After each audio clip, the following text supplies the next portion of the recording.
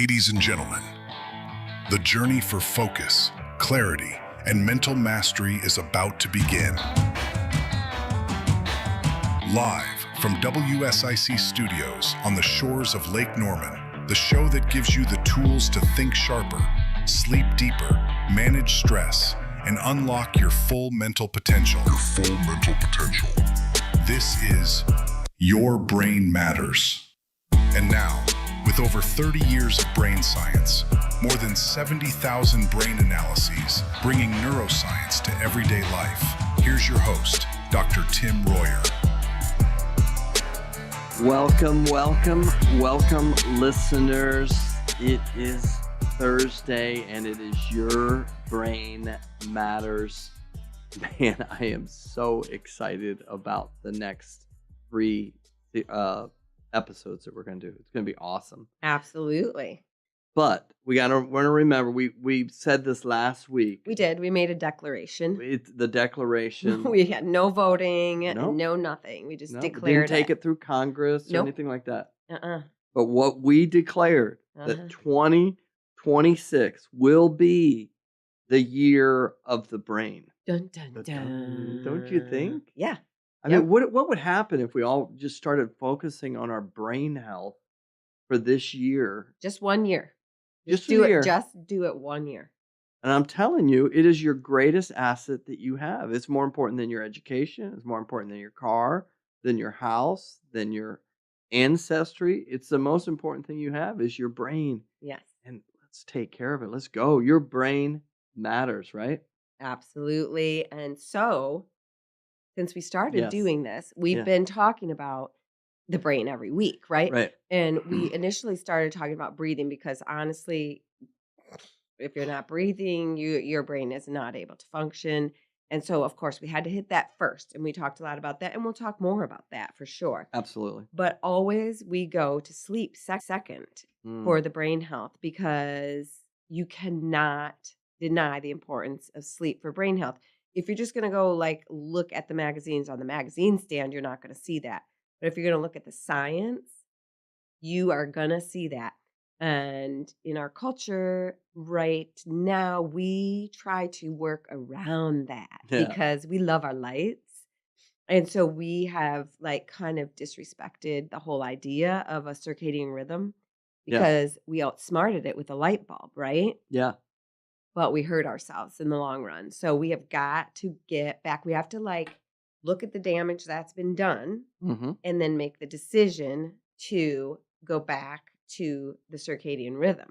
Yeah, it's estimated that prior to the light bulb, the average person was sleeping about 9 hours a night. Isn't that crazy? Oh my gosh. And you just, it makes sense. It got dark. They blew out the candles. Done. Yeah. And get your sleep because we are creatures that need sleep in the nighttime. We're the only creatures on the planet that deprive ourselves purposely of sleep. Every other creature, Cooper, our dog, Yes. Stan, the cat who's staying with us. They all take naps and they sleep at night. Yeah. All night. But humans, hey, the first thing I'm going to give away on is my sleep. So, Aim, how are we going to break this down? There's a lot here on sleep, and you know how important it is to what we've been doing the last 30-some years. How are we going to break this down? Well, what we did, to be fair and honest, is we asked AI how to break it down. Did we really? Yes, we did. Okay. So we asked, you can't share these Yeah, things. it's true. No. Okay. So we're using the letter M, and we're going to do 3 weeks. We're going to do the mechanics this week, the metrics next week, and the management the third week. Ooh, And we did kind of talk about sleep last week, so it's going to be the full month of January. And let me just say this. You're in good hands with Doc talking about sleep. I've listened to him talk about sleep for 25 years. I was not a good sleeper when we began this journey. I was a mother of 4 littles, and I was just surviving and did not respect my sleep cycle either. Didn't ask for help, just got up. And now I am an older person, grown kids. And I look back, I see my own kids now with their babies. they're in that same stage where Yeah. we were getting up at night. And I'm like, it makes me sick because now I sleep like 8 hours solid routinely. Occasionally it's disruptive, but routinely. And I think, man, how did we function, Doc? Yeah. No, it wasn't till my late 40s that I said, I gotta work on this sleep thing Yeah. because I started to dig into the science of it and realize this is what's going to determine my future is the sleep, not the job I have, not my 401k. Yeah. I want at the end or when I retire or whatever that is, if I ever do that, that my brain is still working. Yeah. And I now know, based on looking at this and working with many patients over the years, is the number one predictor of that is going to be how I'm sleeping Yeah. and protecting my sleep. And I remember it was kind of funny at the time, but I said, I want to become a great sleeper. Yes. Sleeper. And because I wasn't, I was on the ICU getting called in for suicide attempts and different things that we would have to consult on. And I was up all the time. Yeah. And I was like, I got to stop this. I got to change this. Yeah. And So, I think it's important for the listeners to understand that when we say we're going to talk about this for 4 weeks, we want you to understand we didn't do it well. no. And then the fact that where we are now is something that we made changes over time. And we continue to make those changes because we saw the benefits. And then be like, what's the next change? And then we get a benefit, and the next change and get a benefit. So, it's baby steps that matter. Yeah. So, can you kind of introduce who we're going to talk about for our quote Oh, our quote of for why your your brain brain matters? So this person matters. has learned to become a great sleeper, or he knows when he's kind of going a little bit off the in his focus and stuff to get back to his sleep, and he'll tell me, "Doc, I gotta get back sleeping," because he's figured that out. Yeah. So this is a businessman from where we used to live. Really great real estate manager in the town that we used to live Yeah, in. commercial real estate. Yeah, Yes. And just cutting edge, always would come up with the most cool ideas. And also a dad, 3 kids and wanting to be a wonderful father to those kids. So just a really good human being. And we've known him now probably 15 years. yeah, But we met him through work and we became friends as well as work, neurofeedback, yes. We right? worked with him as a client, super successful Yeah. individual. So this is from Scott Weirda, Okay. and Scott says, when I asked him, why does your brain matter, Scott? He says, well, it is natural to think of the brain as a repository. Big word there. What does that Repository. I mean? don't know. Okay. For our experiences and accumulated knowledge. Many people I know pursue knowledge as a lifelong quest, and that is both admirable and important. I find those people genuinely interesting. From my perspective, however, my brain does not reach its highest performance primarily through the accumulation of knowledge or experiences. Instead, it matters most when it helps me remain calm, present, and able to function at my best in whatever I'm doing at a given moment. When my mind is calm, I am more creative, inspired, relaxed, focused, and ultimately more productive. And when I am truly present, I become a better version of myself with my wife and best friend of 33 years, with my family, and with my friends. Go, Scott. That's good stuff. Yeah.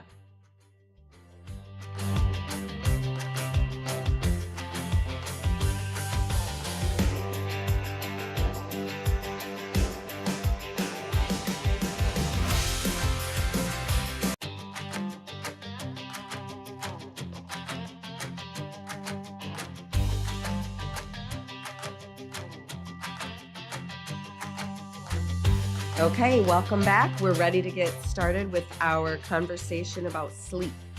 So we're super excited to take 3 full weeks to talk about this. Yeah. But today is the mechanics of sleep. So we're going to jump right in. We're in the science corner. Yeah. And I'm actually just going to throw questions at Doc because he truly is an expert about this. So let's go straight to it.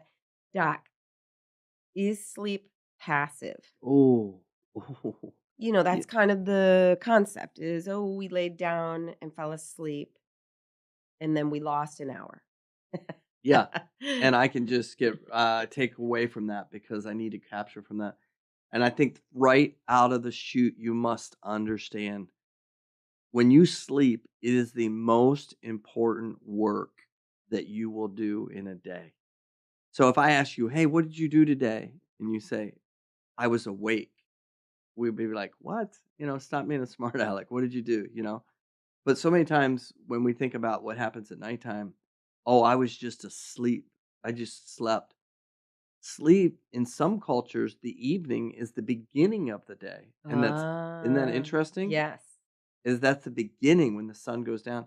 And the more you study sleep and understand sleep, you realize that your problem solving, your creativity, your memory consolidation, your production of hormones, all of these things that drive you through the day, all are manufactured or done in sleep.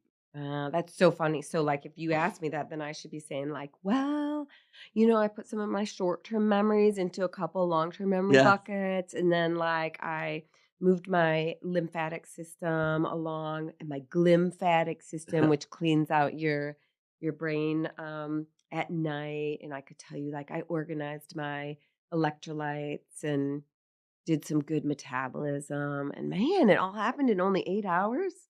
I don't know if I would be able to say those things because you're really Oh, smart. no, no. Glymphat So, Glymphatic well, versus let's lymphatic? yeah, the glymphatic, yeah. How's that I'll different? tell you later. Okay, But, gotcha. yeah, it's the same thing that the lymphatic system does for your body, the glymphatic system does for your brain. Oh, see, I should have known that. Well, Okay, gotcha. you can look it up. So I think it's very important though that we unpack this misconception of passiveness. Right. Okay? So, it's gonna be you're gonna unpack it in the cycles of sleep, right? Because Yes. so cool.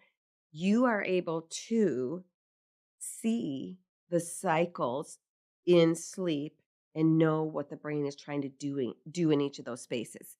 Yeah, isn't So that cool. crazy? It's like a an office building, and the brain, you go into one office, you do a certain thing, you go to the next office, maybe you bounce back, Yeah. ask a few questions from the first office and go back to. But anyway, Doc's going to explain it how the cycles work. Yeah, no, and they refer to sleep as sleep architecture.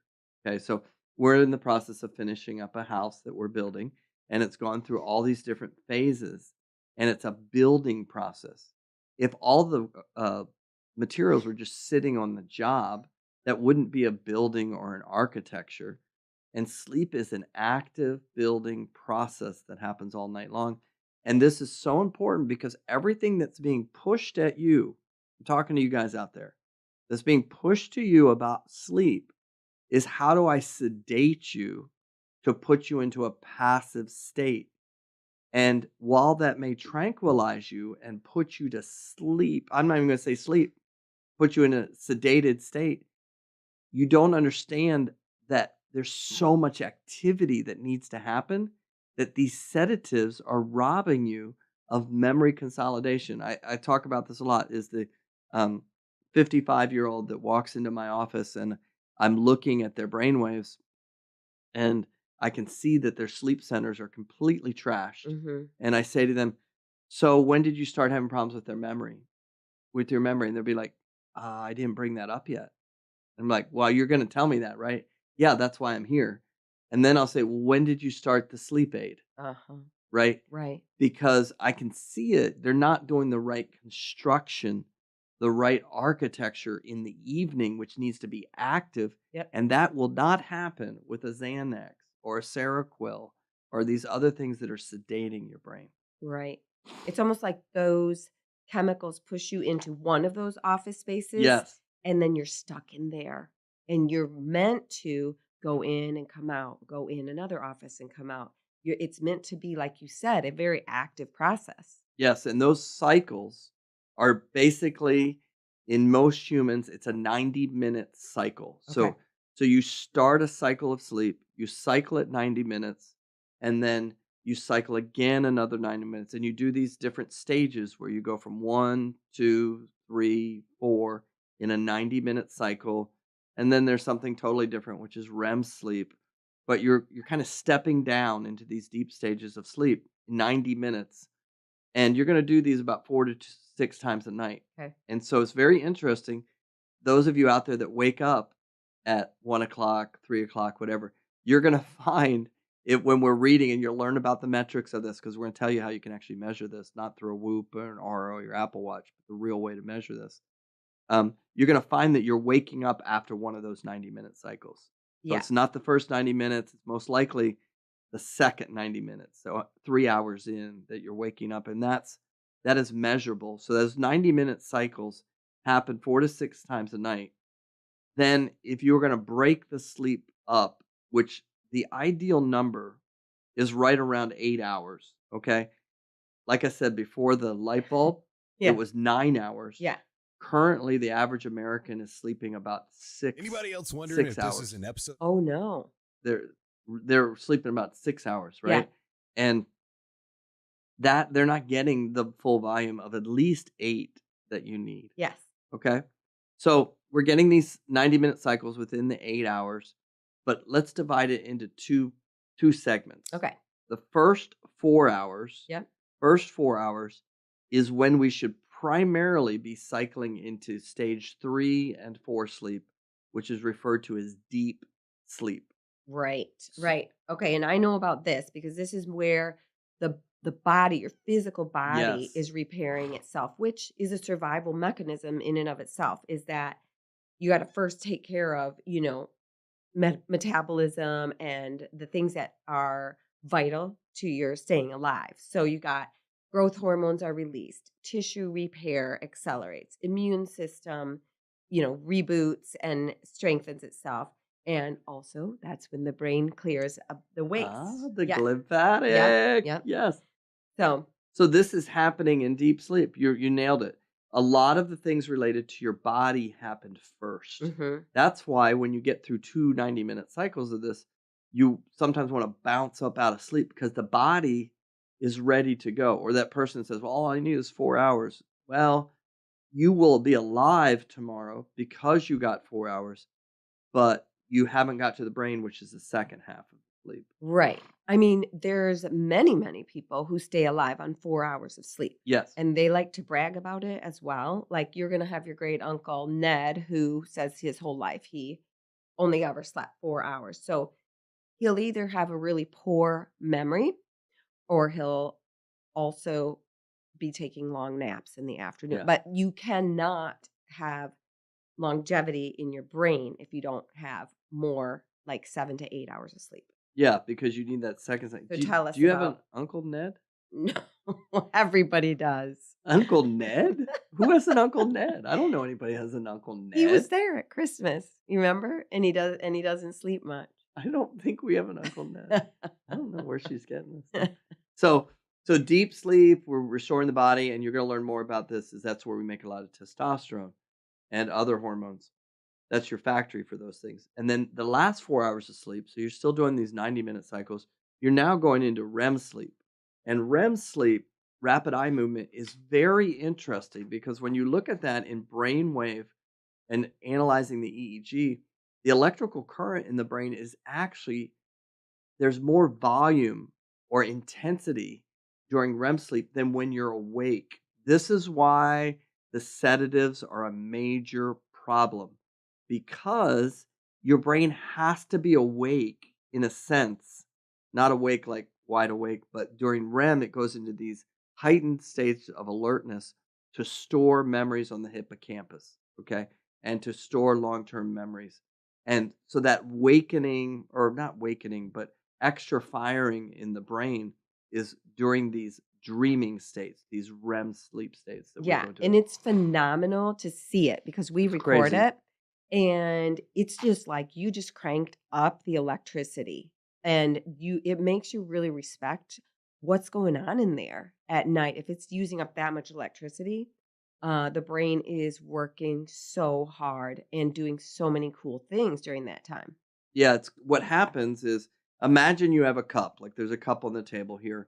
We take that cup and during the day, I I gather all these short-term memory, like things that happened during my day.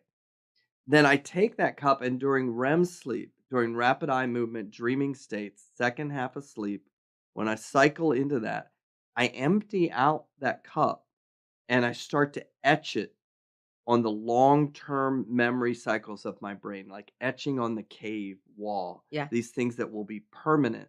And my brain's deciphering what of those short-term do I need to keep and what do I need to get rid of? And so it does all of that in the dreaming states. And the other thing it does is it starts to solve problems.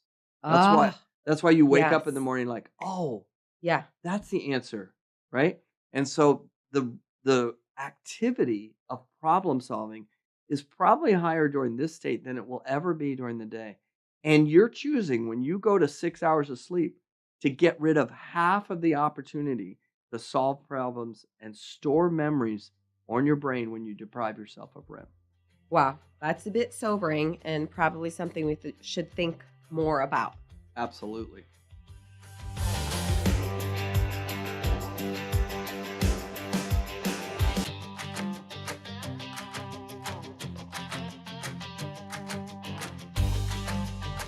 Okay, guys, we are coming back talking about sleep, talking Yeah. about sleep mechanics. And Doc had been explaining to us these cycles that are so important and that we don't want to break up the cycles because each cycle has a job to do and is so important. So, some of the things that we unfortunately allow into our world that break up those cycles are things like stress, eek, Yikes. where Yeah. you're waking up and you can't stop thinking about something. Alcohol, oh my gosh, it's so very bad for sleep because it will make you sleepy. Yeah. And then as your brain is detoxing out of the alcohol, it'll wake you up. Yes. So it will actually cause you to have worse quality of sleep, even though people think it may help to have a little wine to go to sleep at night. Sorry, to tell you the truth. Also, we do late nights sometimes because there's really good football games Yeah, that's on. true. Doc and I are guilty of this. And early mornings because we have to catch a flight or something. All of those things are choices that we make that actually break our complete cycles of sleep. Yeah. So really trying to be careful and weigh out the value of those things. You have to do stuff sometimes, but if the less percentage that we let that interrupt, the better. Okay. Yeah. So So I just would say one other thing on that is um, that whole fragmentation that we're doing where we're making choices like on the weekend, mhm, staying up later, maybe sleeping in longer. mhm. And some of that's just a natural rhythm, but the science is showing that this is referred to as a social jet lag. Oh A yes. social Yeah. jet lag. So you all know what jet lag is you fly from here to California, you're going to lose, where your sleep cycle is going to get off by 3 hours, Right. okay? And so then you're going to experience jet lag, and when you come back you have jet lag, or if you go over to Europe or something like that. But social jet lag is that you're making choices that makes your brain think that it's gone 3 hours in the opposite direction, right? Right. And we're like, our clients tell us, like on the weekend, they might throw their system off by 2 and 3 hours Yes, and then think they're going to be great by on Monday, which is completely unscientific. It's exactly. wishful thinking at the greatest level. But let's move Doc into our little part 3 into the mind, Yeah, let's where we go. usually try to talk about something that we personally have experienced. So Right. Doc's going to talk about the Orlando Magic Project, Yeah. which was a really great endeavor that we did many years ago, Yeah. with both the players and the BOPs, which I found out was the front office. They would say BOPs all the time. I Yeah, had but no idea what it what is a was. And BHOP? finally, I found out it was business operations. I think business or basketball. Yeah, probably business operations. You I don't even I know. thought it was You basketball just said operations. BOPs I all said the time. BOPs, All right. Well, see, that's basketball how operations, we're but it's different. business. But Yeah, anyway, okay. so Doc's gonna unpack like what we did and what we found. Yeah, so I had the opportunity to work for the Orlando Magic for a number of years, and we had a place down there right by the uh, s- place the players played, and we would go down there, and we had staff that worked with the players and the front office on a regular basis. And one of the things that we noticed was that at different times of the year, the players seem to be a little bit more prone to injury. And so we were starting to look at things like travel and sleep and hormones. Hmm. And one of the big things that I was really I was so glad that the management was behind this, but we wanted to sample what was going on with sleep cycles. And so a great way to, and you're going to learn about this in the metrics or measuring sleep. But one of the best ways to look at that is look at cortisol production. So how you're releasing cortisol in the morning, not releasing it at night, and then how you make melatonin. So through saliva samples, we were able to manage this or to monitor this over 400 samples on these players. And we were also able to measure testosterone production and something called DHEA, but mainly testosterone production on these players throughout the year. And at the same time, we were measuring brainwave activity and sleep activity. So, very interesting. We start off the year. We also did this with another organization, the Portland Trailblazers. And so we looked at these two teams and the beginning of the year, just what you'd expect. 20 to 26-year-old level of testosterone at the 90th percentile. I mean, these are extreme elite athletes and Yeah. their testosterone levels through the roof. So Yeah. they've been, Ideal. they've been away all summer, Hmm. sleeping, all looking good. Yeah. All of a sudden, we start this ridiculous travel schedule 82 games, going coast to coast, losing 3 hours, gaining 3 hours, sleep getting disrupted, choosing to fly back from LA at midnight, getting into, Get in at 3, have a shoot around at 10. yeah, exactly. Like, who's making up the schedule? Absolute total disrespect for a sleep cycle. Yeah, no idea of what circadian But rhythm they've is. been doing it for decades. That's just the way it goes. Yeah. And even now, it's hard to move the needle on Yes. that, even Yeah. though the science says this is the dumbest thing you could do to these elite athletes. Yeah. And if they knew how disruptive this was, Yeah. they would kind of raise their hand and say, "I'm not doing this." But they don't know how disruptive it is. So what happened was by the time we got to the to Christmas, Yep. their sleep cycle started getting off, and what started happening is their testosterone dropped. Now they look like 35-year-old men in their testosterone. It's crazy. We get to the spring, Yeah. sleep is getting worse. Deep sleep is declining significantly. REM sleep is pretty much non-existent. And now their testosterone levels look like that of a 50-year-old. So this is a perfect microcosm of what happens when you disrupt your sleep. Yes. These guys, they were purposely getting their sleep disrupted, and it completely destroyed their testosterone. Now they're able to regroup it in the summer, but some of us can't do that. So we go to our doc and he gives us supplemental testosterone when, hey, that's not the answer to your testosterone problem. It's sleep. So they hit spring, Yep. it's dropped. Guess what starts happening? They start getting injured. And the injuries started to correlate directly with the decrease in testosterone, which was coming from the disrupted sleep. Yep. I remember you would get the samples back or the results, and you would say, they shouldn't play so and so tonight. Exactly. And they would play him, and he would get injured. It was uncanny. It was Like, weird. I felt almost guilty. Like, I felt like we should tell the coach that. In fact, maybe you did tell the coach We had a that. couple times they did, and they responded and said, "We're not going to play him." Yeah, because it was becoming just too predictable. Did you also notice with the testosterone drop, what did you notice in the EEG? Well, we noticed that the thetas were tanking. So, Yeah. so you remember in the aging podcast Yep. or radio show, we talked about how theta drops as we age. Yeah. Well, what was happening, you were literally aging these players Yeah. by disrupting their sleep. And so their thetas look like that of a 50, 60-year-old. And you could tell right away from the EEG without even measuring the testosterone, this is leading to a major problem. And the same thing, this is a microcosm of this, which was published, and it was a really good, one of the most widely read articles that year, which was the NBA's dirty little secret, which is sleep deprivation. And that was published in what?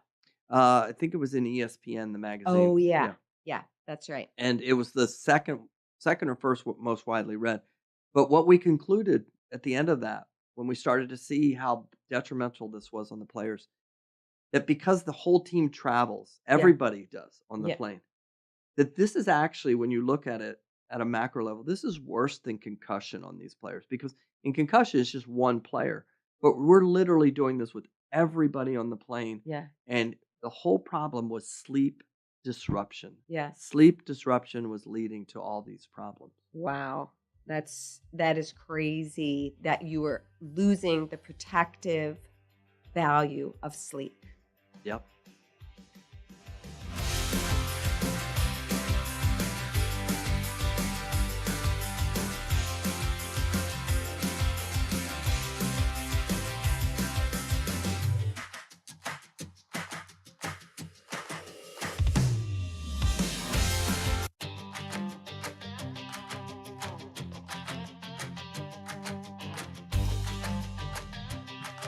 Okay, we are wrapping up our conversation about the mechanics of sleep. Yes. Oh, I love this topic. It is something we are really, really passionate about.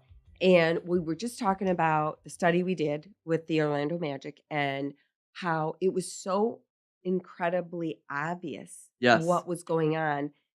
And it even came to the point where it was almost like the sleep mattered more than their training, Big which time. I mean, everybody's all about the training and what's the best kind of training, but the sleep was a really big deal. Interestingly enough, the organization did try to make some changes. Yeah. But also we did have some individual players that made huge changes. Like they came to us and they wanted to know what could they do in their homes. And so we were helping people get like room darkening shades and well, actually, I shouldn't give that all away because Doc's going to talk a little bit about Yeah, you're getting way ahead of here. We He's going can't to be talk a little doing bit. that. Okay, sorry. We're going to seg right into Doc talking Is that about like segue? yes, and Okay. a client that had struggled with sleep, which is a very common thing that we work with is individuals that are struggling with sleep. Sometimes they come in struggling with something else. But when we look at the EEG and look at the biometrics, we'll usually come back to finding out that we're missing a little bit of the foundational sleep to support the systems, which is kind of nice sometimes to tell someone, your brain is not broken, but there is something here that is not Right. optimal, and we can work on that, and then that'll get other things back up and running. So fill us in on Yeah. the client. So just a couple things before I get into this client, just to kind of lay the groundwork for this. We have to understand that when sleep deprivation happens, that is very problematic on the body and the brain. But as humans, we're really good at adapting. So we adapt, and I say this a lot at my lectures. The most powerful thing about being a human is that we adapt. Yeah. And then I say right after that, the worst thing about being a human is that we adapt. Right. And so we adapt to these changes in our sleep, not realizing how detrimental they are. So if you take sleep away for 7 days, you'll go psychotic. By day 13, you'll die. Now, none of us are doing that, but we're chipping away so much that we're adapting to this thing that is very toxic. I mean, you can't even use sleep deprivation as a form of torture in the Geneva Convention because it's so awful on a human being, right? Right. It's inhumane. It's inhumane, right? But yet we choose to do that. Or I'm going to mention three different ways that this impacts, takes away from our sleep. We talked about this before, is the autonomic nervous system needs to go into parasympathetic or slow in order to sleep. When it goes into sympathetic, it's running from a lion, okay? It's in that fight, flight, fright state, right? We talked about that. Yeah. If you're leaning towards sympathetic, you cannot get into parasympathetic and sleep. Right. Because you won't release the right hormones and chemicals that are needed to open the doors for sleep. Yes. And so we have to think, well, what could put me into sympathetic? Yes. Okay. So I'm going to say three things. Okay. Three different ways. One is an actual environmental thing. Okay. So a lion in my bedroom, okay, is going to keep me from sleeping and I should run. Yes. Okay. Or a fire in the house. Yeah. I should run. But two, I can have psychological stress. Yes. This is typically the thing that wakes us up after the second 90-minute cycle. Right. Is we have all this psychological uh, residue of stress that starts popping itself out when I get a little bit of rest on my body. Right. And so that sends me into sympathetic, so I cannot get into parasympathetic, the sleep. Then the third thing, which this is Amy's area of expertise, is how the body can get inflamed, or the brain or the gut, or we have this inflammation. So my body physically is inflamed by something that I've Right. eaten or a toxin or different things I'm doing, that now my body is trying to fight this thing while I'm trying to sleep, Yeah. which becomes a sympathetic response. So I say all that to kind of talk about this client. So I had this lady come to me a couple years ago, and literally in tears. It was after a lecture, and she says, "I just can't sleep. I'm not sleeping, um, and I'm having problems with my attention. I'm having problems with my health. I've put on all this weight." Mm-hmm. Now, um, coincidentally, she was also entering into menopause. Mm-hmm. Okay, Ooh, that's right? nice. So now we've introduced Mm-hmm. something that's a sympathetic response. Yes. Menopause is a real thing where the body is making this massive hormonal shift. Mm-hmm. And when it does that, that makes it very difficult for the body to get into the parasympathetic state, Yep. right? And so she was going through that, hot flashes, Yes. all this other things, because the body's in sympathetic, and very hard to get into parasympathetic. Sorry. And so what we wanted to work on was, how do we improve some of her sleep cycle? Mm-hmm. But she also presented with high blood pressure, like I said, weight gain, Yep. attention issues.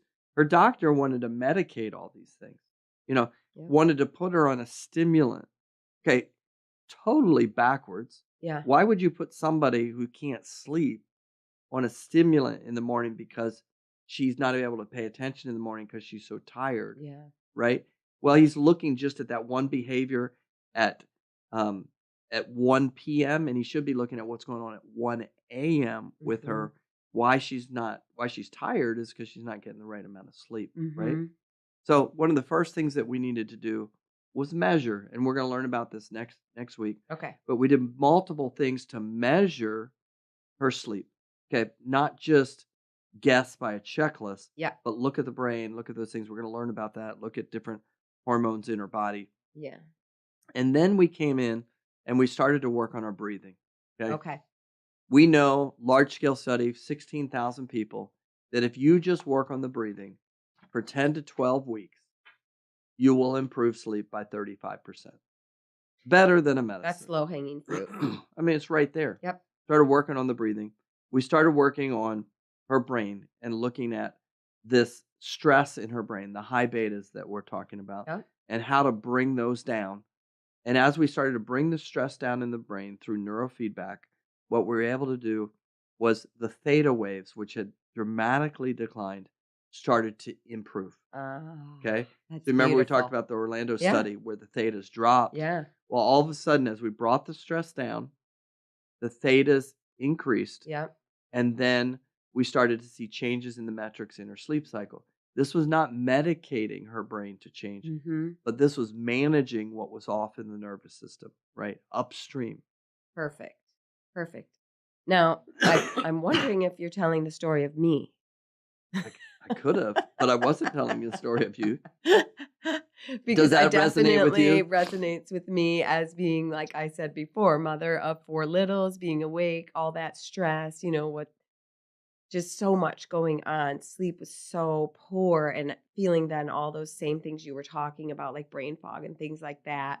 And then just being able to work through some of the things you just talked about, of supporting a sleep cycle, supporting a healthy sleep Rhythm. consistency Yeah. or rhythm, and then feeling that come back, because sleep is like a learned Yes, activity. exactly. Like, you can learn your way out of it, but you can learn your way back into it as well. So, but that was a great example. And I feel like I remember that client's physiological concerns improved as well. Yeah, it was dramatic. Like, all of a sudden, all the weight loss stuff she was trying to do, all these other things, we worked on her sleep, Yeah. and all of a sudden the body started acting differently. Yeah. She didn't have these cravings, things were different. We started working on sleep, and the blood pressure changed. We started working Right. on sleep, and the panic started getting away because we needed to restructure the architecture Yeah. of what was I going on. think her doctor even was like, What are you doing?" Like when she had gone Yes. in for the next visit, just randomly, he's like, "What are you doing that's making so much change?" So it was a really, really good story. She was a good, hard worker. She did the things we recommended, and that made all the difference. Like, because she would be willing to go and be consistent and help her body relearn how to sleep. So I'm Time to going to go go. ahead and move 2-minute drill. to the final 2-minute drill, which we're calling today 30 for 30. That may be stolen from Nike or ESPN. ESPN or Sports Illustrated. Anyway, 30 for 30 it is. We want to challenge our friends out there Let's do it.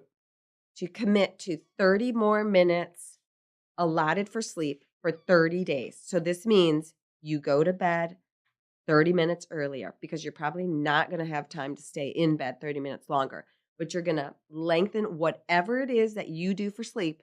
You're going to make it 30 minutes longer, and you're going to be consistent with that, and you're going to just wait and see what happens. Yeah. You might think it won't work. I'll wake up, blah, blah, blah. Just stay in bed and breathe for those extra 30 minutes. Then it's going to be the best thing, the best 30 minutes of your day, to add those 30 minutes.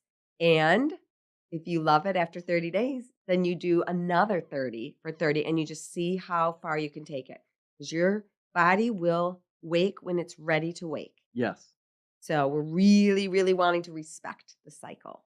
Your brain matters. Let's go.